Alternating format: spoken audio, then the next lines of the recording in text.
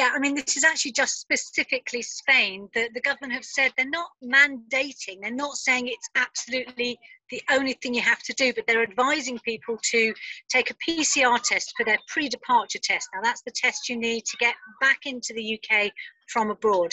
At the moment, you're allowed to use either a lateral flow or a PCR test to get in. They're asking people, they're saying, please, we're concerned about the variants. Can you please make sure that, if possible, you take a PCR test? Now, there's a huge difference in price between a lateral flow test and a PCR test. Whether or not the great travelling British public will do the right thing and actually book a PCR test remains to be seen.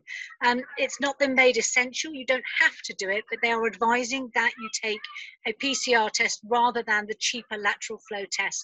Again, it's rather confusing, the situation for people, because it's great news that Spain is no longer at risk of going onto this red list, but they haven't gone as far as actually mandating and saying you must take a PCR test to get back into the country.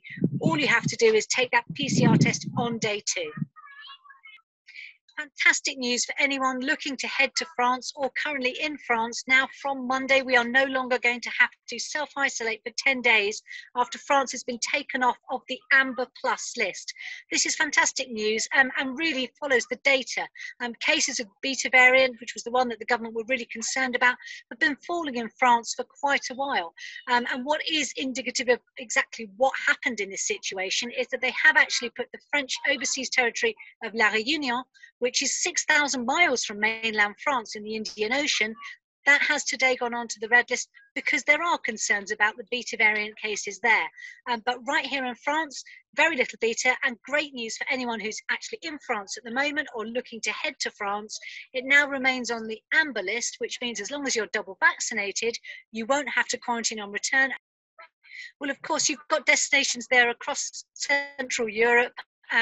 Again, the opportunity perhaps not to have a beach holiday, but for anyone who likes doing hiking, mountain holidays, lakes, anything like that in terms of cycling holidays, walking holidays, beautiful places. Slovakia, of course, known for its fabulous scenery, great for walks and hikes.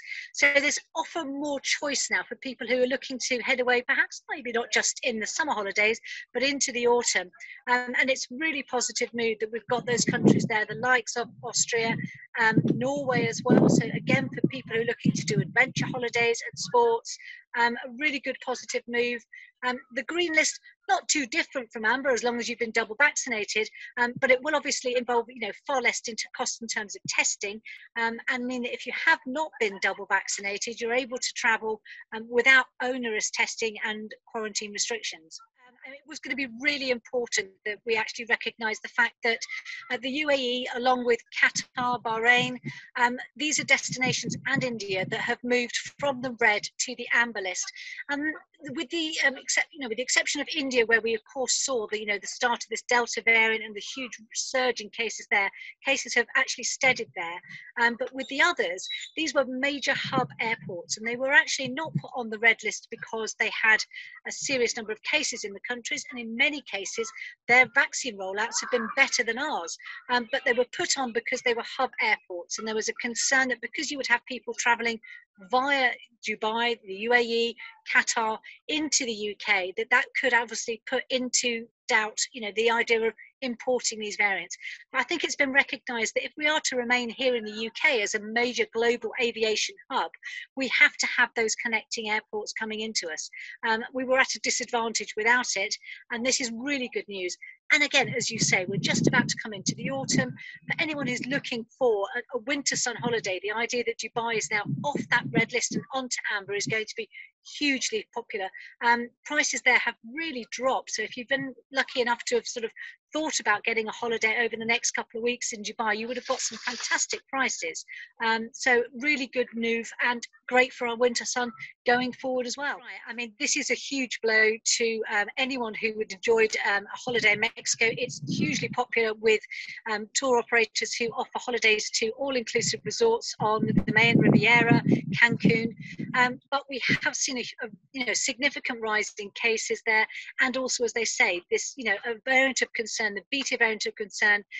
So it will not be welcomed by anyone, because Mexico was also somewhere that people were using it as a country where they would launder their quarantine to allow them to get into America. So people were traveling from the UK to Mexico, spending 2 weeks in Mexico, and were then able from there to enter the United States, because at the moment we are not allowed to enter the United States.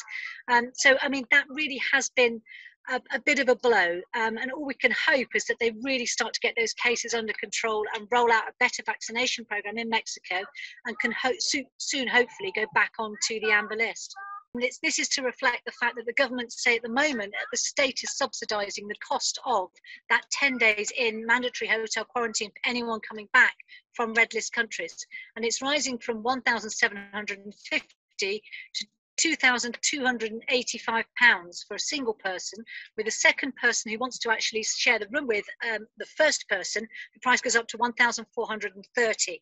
The price remains the same for children, which is encouraging, but obviously it reflects the fact that we've had a huge surge in the interest in staycations here in the UK, and for hotels, they were really not able to offer those rooms at the prices they were first offering them whilst we were still in lockdown and hotels were closed. So this does reflect the fact that it is going to cost more, but it's still a hugely significant cost for anyone who wants to come into the UK. As I say, from red list countries, only British and Irish citizens can enter the UK once it's a red list country, and they will be forced into that 10-day quarantine at a significant extra cost now.